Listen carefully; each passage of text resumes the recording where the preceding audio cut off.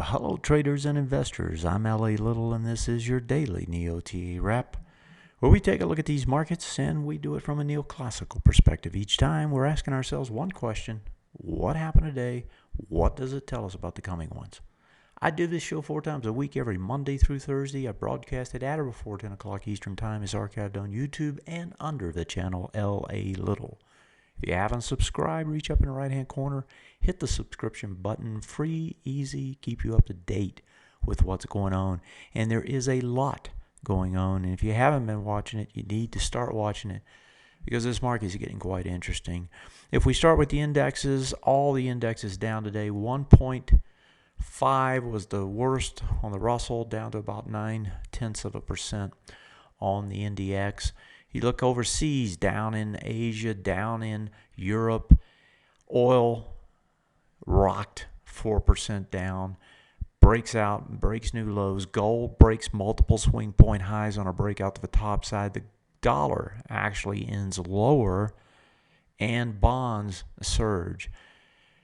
It's fear out here, and fear is driving this market, and there's a lot going on in this market. So let's start with the dollar. So if we pop over, take a look at the dollar actually goes up, gets over a swing point high yesterday, gives it back up, does an immediate bullish retest regen, and so it's coming right back into this area, this swing point high. It's going to test it, and when it does an immediate one, it usually makes it to the bottom end of that zone, and so I suspect it's going to try to push down a little bit more. Now it's coming back into this big bar as well, so I suspect it's going to find support there, and it's going to continue to hang in this range for a while longer. But it's not the dollar that's driving things, it's elsewhere. And so if we pull over elsewhere, I want to stay on the currencies right now. If you take a look at Japan has for so long beaten down the yen. Well, the yen is surging. If we pull over the weekly chart so that we can get a better view of it, it's coming back up to these swing point highs, and I don't think it's going to stop until it gets there. That, of course, is putting the Japanese market in a tailspin, along with all the other pressure that's happening over in Asia, which we'll look at here in a bit. So currencies still driving things, and it's probably not going to stop. If you look at the emerging markets while we're here on this time frame, you can see they break to another low, and they're going after the August lows. That's what's happening in Asia. That's what's happening in the emerging markets. The August lows are the targets. We'll come back to the OX indexes in a bit. Look at the oil, look at the gold, some of these others. I want to switch over to the world markets as a backdrop to what's happening here. I'm going to start in Germany. If you remember last night, we were looking at Germany and saying, hey, Germany wants to try to flip around. Well, they didn't flip around. They just headed down. They went down, pushed into a swing point low. So this is the second test into this area. And if you remember, it was a test over here and back over a little bit farther. We actually had a swing point high that was being tested for the first time. That's an automatic buy almost, 92%er. And yes, as soon as you got that, you got the spike back up. It was a good one. Well, the second time back is not a 92%er. It's about a 62%er in this case. Should it rally back up? Yes, it should. Is it going to test lower in the morning? It looks like it probably will because of the volumes with respect to the day before and yesterday. Volume still lower than what it's coming into, not very much, but slightly. You've got 973 here. Today you do 877. So, and if you go back over to the bar that's coming back, it's 1.075. So it still looks like this is going to flip around, but it's going to worry people one more day, it looks like, potentially tonight when they open, or maybe even by the time we open still. That's the DAX. If we pull it over and look at the CAX is coming after the lows and is down there testing them just as well. And so, again, same sort of thing, gets under it. The lows there are 4472, 65. You close it above it, so you get under, back over, less volume. Same story tonight. So at least tonight you have the same story, both of them wanting to spike back up the other way. If we move over to Asia, I was just talking about the topics, the Japanese. You can see the big spike down here. ABCD structure. It's almost done actually. Let's just draw it in right quick. And this is off the yen. Now the yen looks to me like it's probably going to continue a little bit farther. So if it does, then we could expect this to actually go down, hit these lows down in this area. So that is the yen, or at least the Nikkei being driven by the yen. If we look at Hong Kong is coming after the lows. So we talked about the August lows. It broke a swing point low here today. It's coming after those August lows. Price point's 28.65. It's at 29.80. So you're almost to the price point. I would not be surprised to see it tested here tonight. Moving over to Shanghai. Now Shanghai, of course, you get a lot of intervention over in Shanghai. You get down lower yesterday. You pop back up. You still close lower. Well, last night, or actually today, they push it up higher. And the volume actually came in about this level today. So you push up higher. Volume's kind of shrinking as you're coming back up. And you're coming into these big bars now. So I suspect this one's going to find some resistance up in this particular area. So that's the Shanghai. And finally, I want to show you one other thing. You wonder what's happening to the emerging markets? Well, just take a look at Brazil.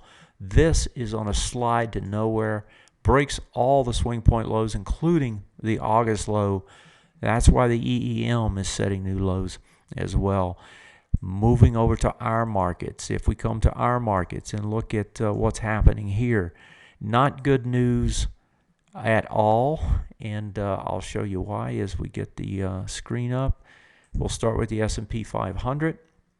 So if we come to the S&P, and I'm on the daily to start with, the lows here from December 14th, that was 2021.94. You close up underneath there, and excuse me, not 2021, that was the close. 1993 was the close. You close up underneath it, 1990.26. Volume 43, volume over there 46. You get under it, you have less volume, but you stay under it. And if you go back to the prior swing point over here, you've got more volume. So on a daily chart, this thing has continued to extend to the downside, hasn't found a bottom yet, and it's under a swing point low now. It's bearish on the trend. If we look at it on the weekly, and this is the one to me that's much more important, and the reason, of course, is you've got these little ranges that have set up, and essentially you've got a range at the top and a range at the bottom.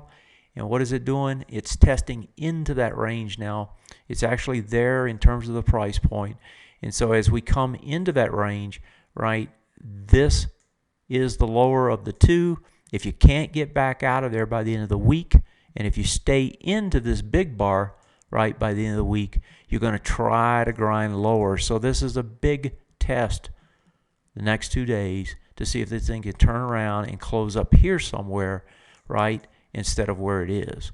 And so that's the S&P 500. Moving over to the NASDAQ. If we take the broad composite and we look at it today, breaks swing point lows, right? You've already broken this one. Now you break that one. You're already bearish. Now you go bearish again. Volume actually was lighter, I believe, just slightly. So you're gonna reconfirm, but with a suspect bearish. And there's one more swing point to go. If we move it over here, what is it doing? It's the same thing, right? It's trying to come into that lower bar, that big bar off of August. It's actually into it tonight. And again, you don't want to stay down here. You want to see it come back out if you're bullish on these markets. These are big tests this week. The Russell doing the same thing. Remember, we talked about the Russell trying to break a swing point low on the weekly. Well, it breaks it cleanly 2 days ago here, gets the fulfillment, moves on down. If we move it over and take a look at the weekly, it's under the key bar, in my opinion, which is the 1102.58 number. Closes well under 1094. The Russell has to bring it back up over this by the end of the week. Otherwise, you're probably going to head down. And when you talk about heading down from here, there's nowhere to go except for the October lows from a year ago. So Russell would be the first, if we break, would be the first to go after the lows on a monthly time frame, right? We're on the monthly, and actually transition lower on a monthly time frame. And we haven't transitioned since way back here. That was a long time ago, folks. That was the breakout in 2013, and then you got the huge run up. You had congestion consolidation back here. You have the same thing taking place up at this higher level at this particular point in time. So weekly standpoint, key week, look at Europe, they want to flip it around. Look at Asia, they still want to go down, right? Test those August lows and probably flip it around on those August lows. U.S. markets, nothing to stop them from going lower right now other than the potential that Europe could pull them back higher. If we go back over to the OX markets, I want to show you oil. Oil breaks down and goes under the swing point lows. So you're breaking it here on the daily. You're breaking it. Well, actually, you're not breaking it. You're already broken it on the weekly. And if you look at it on the monthly, it's nothing but down. You got this huge ABCD structure still not done, right? And this is from this price point. Got as low as here, right? Got to bounce out of that. And now the continuation, 26, you'd have to do percentages because it doesn't, you'd be under 0 if you didn't do the percentages. It looks to me like it's about 5, just drawing it out. So somewhere down in the $5 range. That's another buck off of 6. We're talking about another 15% if this fulfills to the downside. Big moves and not done yet. If we move over to the gold market, now the gold is starting to pick up. Now, we saw a spike up in volume today, and we've seen these before, right? And then they quickly peter back out. This one's over 3 swing point highs. So it breaks over 3 swing point highs into the gap area. Let me draw these out so we can see them. Here's your gap area here, right? Breaks over this swing point high, that one, and that one as well. And so as you go over these highs, right, and hold them, if you can hold them for another bar, you're going to probably try to shoot this thing a little bit farther. And believe me, there's a lot of short covering that's going to take place in this market if, in fact, that happens. If you look at it on a weekly basis, right, it's just coming in to test on the retest regen. So if you're putting your targets on it, the target is the top of this bar now. And if we draw that in and get a number on it, that's 106.65, and you're trading at 104. So you have a $2 on the upside potentially. So 5% or so. That's the gold market. And the gold stocks are doing the same. Now, what didn't do it was silver. And so when I look at the divergence between these two, it tells me that this is more short covering and fear than anything else. It's not demand. Silver has a commodity aspect to it, whereas gold really is about fear most of the time. Moving over to junk bonds, with oil selling off like it is, we're not seeing the cascading down in the junk bonds.